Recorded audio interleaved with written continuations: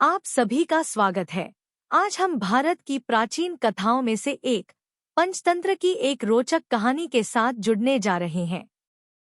यह समयहीन कथा हमें जीवन के महत्वपूर्ण सबक सिखाती है और हमारी संस्कृति की समृद्ध विरासत को उजागर करती है।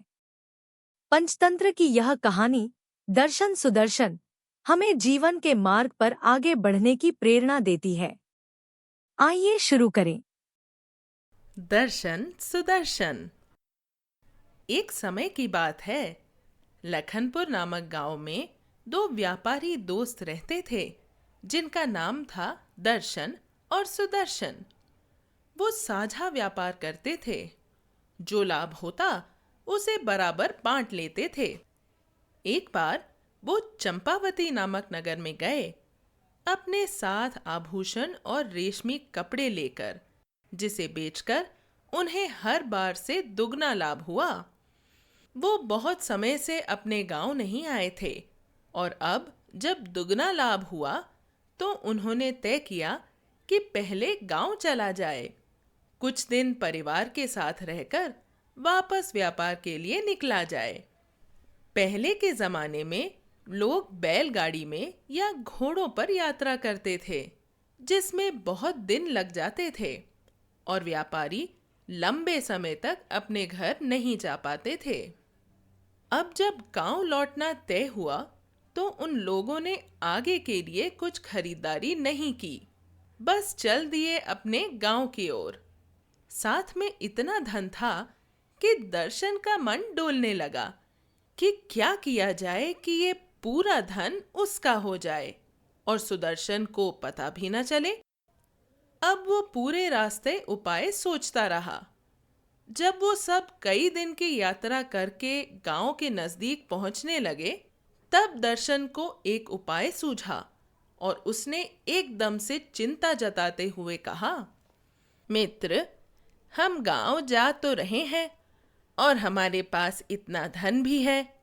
सबको पता है हम व्यापार करते हैं। यदि चोर या डाकू आकर हमारी पूंजी लूट ले जाए तब क्या होगा? ये सुनकर सुदर्शन भी चिंतित हो गया और कहने लगा, अरे हाँ मित्र, अब क्या किया जा सकता है? बताओ, गांव तो आने वाला है। बिना मिले परिवार से लौटना भी ठीक नहीं। दर्शन यही तो सुनना चाहता था। उसने सोचने वाली मुद्रा बनाकर कहा, गांव की सीमा पर जो बूढ़ा बरगद है, क्यों ना वहीं हम इस धन को गाड़ दें। घर पर जरूरत भर का धन ले चलते हैं। बाकी जब व्यापार के लिए निकलेंगे तब कलश निकाल लेंगे। ये सुनकर सुदर्शन को भी लगा ये सही रहेगा। वो सब जब बरगद के पास आए तो कुछ गांववासी वहीं बैठे थे। वो लोग भी वहीं बैठ गए। बातें होने लगी। कुछ देर बाद जब सारे लोग चले गए तब उन्होंने बैलगाड़ी से कलश निकाला, बरगद के नीचे एक गहरा गड्ढा खोदा और कलश को उसमें रखकर मिट्टी से दबाकर गांव आ गए। दोनों अपने अपने घर जाकर परिवार के साथ रहने लगे। इधर दर्शन ने एक रात मौका देखकर कलश वहां से चुरा लिया और मिट्टी को उसी तरह से समतल कर कर चला आया। कुछ दिन बाद सुदर्शन आया उसके घर और कह उठा, सुनो मित्र, मुझे एक आवश्यक कार्य करके जाना है। वापस व्यापार पे तो चलो, कुछ और धन निकाल कर लाया जाए। ये सुनकर दर्शन ने कहा, ठीक है, चलो। दोनों बरगद के पास आकर बैठ गए कि कोई देख तो नहीं रहा उन्हें। फिर गड्ढा खोदना शुरू किया दोनों ने, मगर कलश न दिखा उन्हें।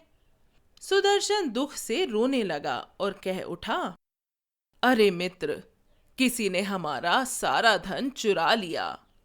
ये सुनकर दर्शन मन ही मन हंसा और दिखावटी गुस्से में कह उठा, अरे वाह, कितने भोले बनते हो। तुम्हें धन की जरूरत थी और सिर्फ हम दोनों ही जानते थे यहाँ गड़ा है कलश। जरूर तुम ही ने विश्वासघात किया है। ये सुनकर अब तो सुदर्शन को भी क्रोध आ गया और वो भी चिल्ला उठा। सही कहा, सिर्फ हम दोनों ही जानते थे यहाँ धन गढ़ा है, यानी तुमने ही चुराया है। झगड़ा बढ़ने लगा। शोर सुनकर गांव वाले भी आ गए। किसी को कुछ समझ नहीं आ रहा था कि दोनों में से चोर कौन है। एक बुजुर्ग ने सलाह दी, सब राजा के पास चलते हैं, वही न्याय करेंगे। दरबार में अगले दिन खूब भीड़ लगी। सभी देखने आए कि चोर कौन है। राजा भी परेशान कि दोनों ही सही लग रहे हैं और दोनों ही चोर। क्या कर सकते हैं वो?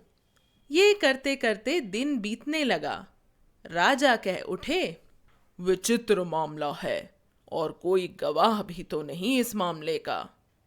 ये सुनते ही सुदर्शन ने कहा, महाराज, गवाह है वो बूढ़ा बरगद, आप उससे पूछें, आपको जवाब जरूर मिलेगा। बचपन से मैं उस बरगद से बात करता हूं। राजा के साथ पूरे दरबार में लोग सोचने लगे, एक पेड़ कैसे बात कर सकता है? मगर सुदर्शन अड़ा रहा कि पेड़ जरूर गवाही देगा। ये सुनकर राजा ने कहा, ठीक है, न्याय के लिए यदि ये करना पड़े तो हम ये भी करेंगे, मगर अब तो रात होने को है। तुम सब गांव जाओ, हम सुबह आकर पेड़ से पूछते हैं। सारे गांव वाले वापस आ गए। रात को दर्शन सोचने लगा, उसने क्यों कहा कि पेड़ गवाही देगा? पेड़ के पास अब मुझे कोई उपाय करना होगा ताकि फैसला मेरे हक में हो। ये सोचते हुए दर्शन अपने पिता के कमरे में आया। उन्हें सारी बात बताई, जिसे सुनकर वो पहले तो गुस्सा हुए, पर दर्शन उन्हें समझाने में कामयाब हो गया कि अब उसे भटकना नहीं होगा, वो परिवार के साथ ही रह सकता है। तब बूढ़े पिता पुत्र मोह में मान गए। भोर होने को थी। दर्शन अपने पिता को लेकर चला बरगद की ओर और उस पेड़ के एक कोटर में उन्हें छुपाकर गांव आ गया। जब राजा आ गए, सारे गांव के लोग भी, तब दर्शन और सुदर्शन को भी बुलाया गया। राजा ने पेड़ से सवाल किया कि बताए वो किसने गढ़ा धन चुराया है। सारे लोग विस्मय से भर गए जब पेड़ से आवाज आई, सुदर्शन ने कलश निकाला है। अब दर्शन खुश हो गया कि सुदर्शन को सजा होगी और सारा धन भी उसका होगा। मगर ये क्या? सुदर्शन तो हाथ जोड़े पेड़ की परिक्रमा करने लगा। सबने सोचा वो अपनी गलती की माफी मांग रहा है, जबकि सुदर्शन ढूंढ रहा था कि आवाज वाला व्यक्ति छुपा कहाँ है। पेड़ के पीछे जिधर झाड़ियां बहुत थी, उधर जाकर देखा पेड़ की खोल में चींटियां घुस रही हैं। बस सुदर्शन ने हाथ डाला उस खोल में और दर्शन के पिता को बाहर खींचकर निकाल लाया। सारे लोग और राजा भी समझ गए चोर कौन है। राजा ने कहा, दर्शन, तुमने सिर्फ धन नहीं चुराया, अपने मित्र के साथ विश्वासघात किया है। इसलिए तुम्हें उसे सारा धन चुकाना होगा और तुम अब कभी मेरे राज्य में व्यापार नहीं कर सकोगे। साथ ही राजा ने उसके पिता को सजा दी कि आप पुत्र मोह में अंधे होकर उसकी गलती पर पर्दा डाल रहे थे, इसलिए आपको सपरिवार मेरा राज्य छोड़कर जाना होगा। इसके बाद सुदर्शन सारा धन लेकर अपने घर चला आया और अकेले व्यापार करने लगा। इस कहानी से हमें सीखने को मिलता है कि सच्चाई और ईमानदारी हमेशा जीतती है और यह हमारे जीवन में एक महत्वपूर्ण भूमिका निभाती है। आप इस तरह की और कहानियों का अनुभव करने के लिए स्टोरी वेव्स ऐप को एप्पल या एंड्रॉयड स्टोर से डाउनलोड कर सकते हैं। एक स्टोरी वेव्स सब्सक्रिप्शन महज $1 से कम प्रति माह है, जो आपके परिवार के लिए गुणवत्तापूर्ण कहानियों को लाने का सबसे सस्ता तरीका है। स्टोरी वेव्स ऐप पर सभी नई कहानियां उपलब्ध हैं और सबसे रोमांचक सामग्री केवल ऐप पर ही मिलती है। आप हमें यूट्यूब चैनल पर सब्सक्राइब करें और इंस्टाग्राम, टिकटॉक और स्पॉटिफाई पर फॉलो करें ताकि आप आगामी सामग्री के बारे में अपडेट्स पा सकें। धन्यवाद आपका समय देने के लिए।